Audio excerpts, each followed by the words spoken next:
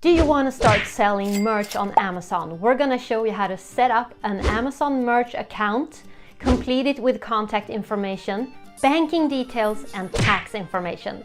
Hey, I'm Malin, I'm your online mentor here to help you create the business and life you deserve. So make sure to smash the subscribe button and the bell so that you don't miss out on everything online business.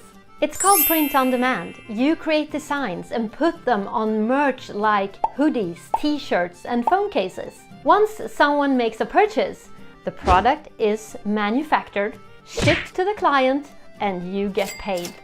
Amazon takes care of the whole infrastructure for you. If you think that sounds pretty cool, smash the like button. Let's get started. I'm gonna give you important information about the banking codes, account codes and tax codes as well. Head over to merch.amazon.com and we'll start the screen share. Click the sign up button, create your Amazon account, give a first name and last name, email and a password of at least 6 characters. Create your account and then verify it with a one-time password that is emailed to you. Read the service agreement and accept.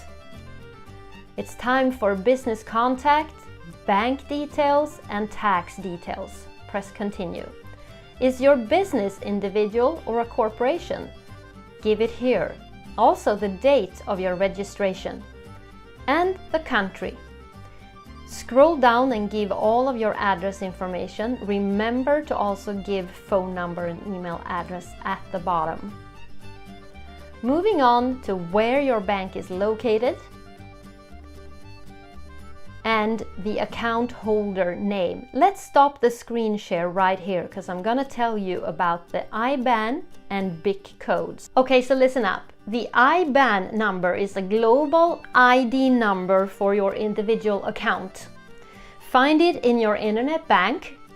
In Sweden, it starts with SE and has another 22 digits. The BIC or SWIFT number is your bank's global ID. My bank, for example, has a global ID with 8 characters. Find it in your internet bank. The TIN number is your tax identity number. If you have a business, it's your corporate ID. If you have an individual business, it's probably your personal ID. Find it at your tax authorities when you log on.